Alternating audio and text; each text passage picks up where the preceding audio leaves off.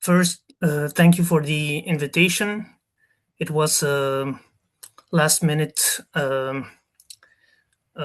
invitation for me. So in this in this talk, I would like to propose the following research that I have been recently exploring. So it's called Creativity as a Joint Short Program Search from an AIT formalization perspective. So it's early research and work in progress, and I've had new ideas uh, with some of the great talks that we had from these past 2 days.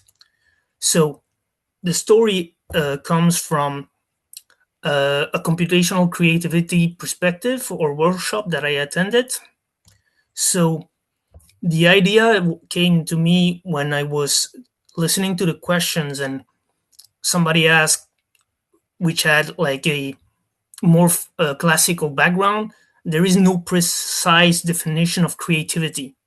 There are, but not that precise in the terms of, let's say, um, machine learning and classical computer science.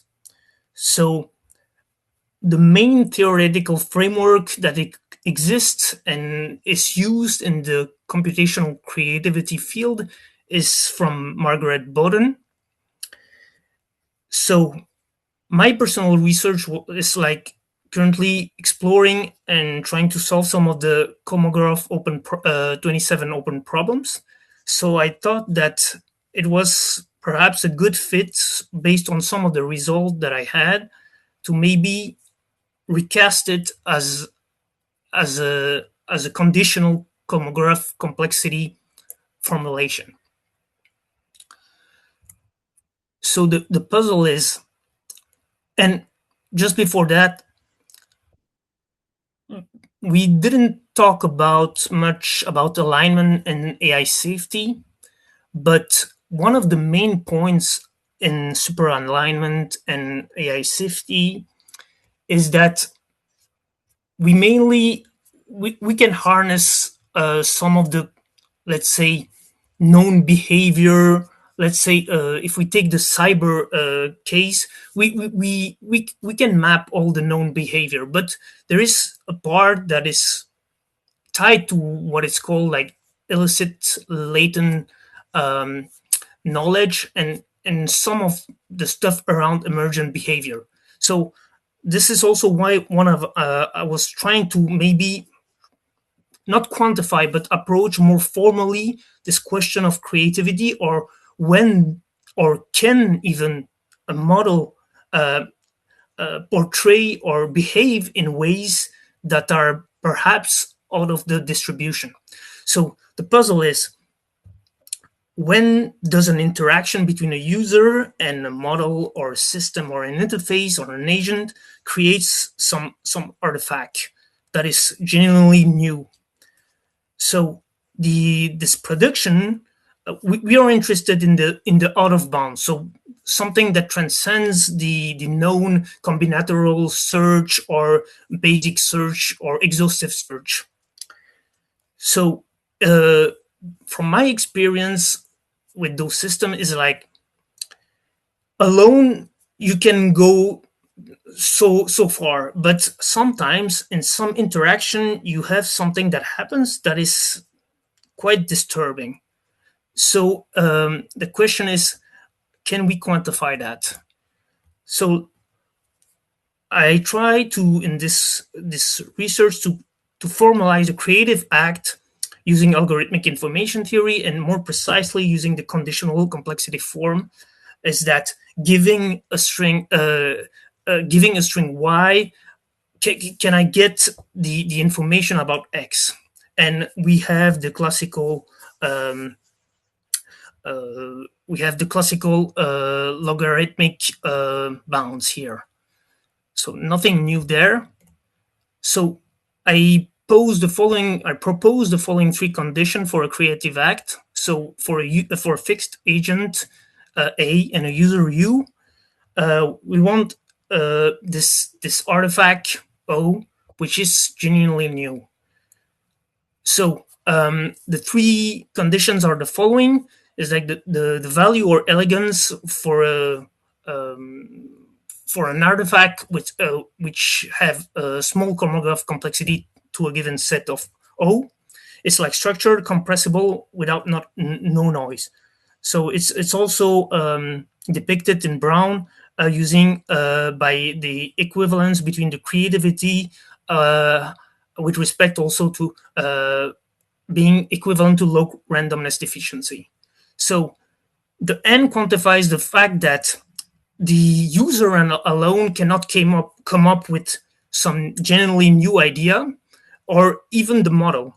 It's only this genuinely new transformation space, which is in the language of Boden, can only be reached by the collaboration between the two entities, which is the agent on one side and the user. Be, and that's the whole idea. It's like collaboration. So the creative act is equivalent to having these conditions that hold simultaneously. So for that to happen, the idea of synergy production comes to mind. This is we have this in information theory, the notion about the fact that we cannot find a specific information in individual sources, but only by the conjunction of those. So here we are operating in the algorithmic setting. So the interpretation would be that it's the number of bits that the interaction between the agent and the user is. So they don't have any prior about the problem at hand, but their interaction can give birth to reaching this transformational state. So individually, it's even highly costly or even impossible to attain.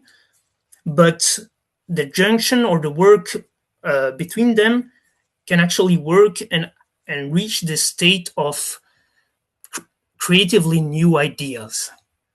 And again, this is in the perspective of me working on open problems. It's not something that I've attacked directly. It's more of a byproduct of working at the frontier.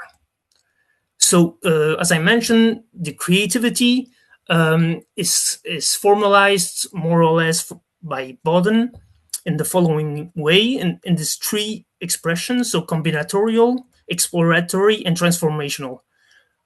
We're mainly interested in the out of bounds, so basically the third category, which is transformational. This is because we're interested in potentially behaviors of a model that can escape or cannot be, let's say, assessed with classical queries or search. And I've seen this, I've experimented this in a few numbers of times. It's really hard to reproduce. So that's why I'm trying to have a framework that is more formal, and this is my attempt. So basically, we have like the copying mechanism, which which is also like tied to alignment, because alignment is like compression to sameness, right? We have some behavior that we want, and in order to get them, we want the model to behave in a way that we know it's good.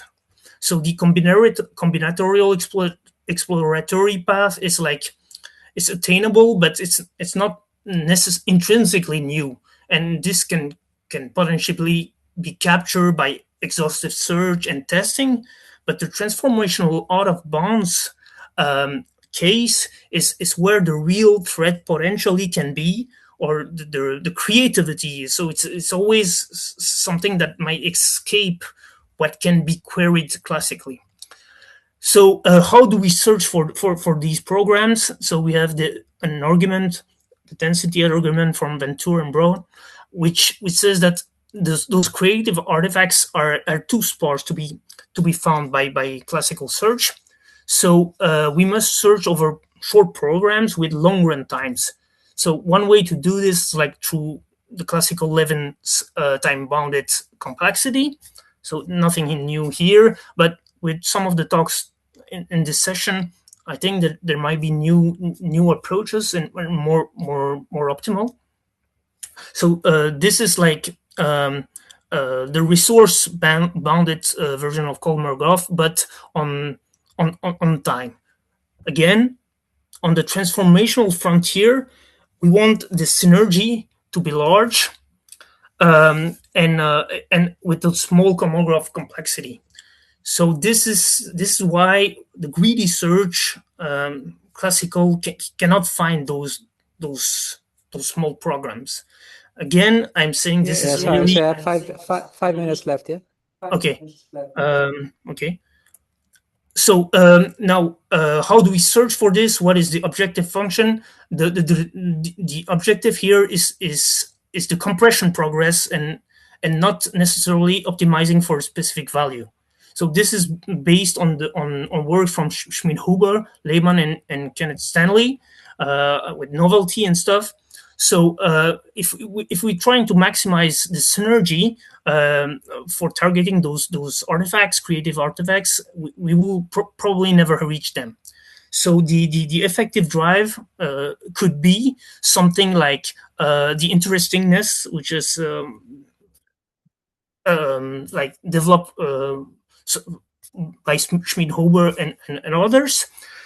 So we have like the joint history about a conversation, HT, and the running estimate time of the description line. So the idea here is like if we were trying to force or capture these artifacts by directly attacking them or optimizing for them, would not really work. And this kind of echoes when we work in sample complexity. We can see stuff about our frequential training.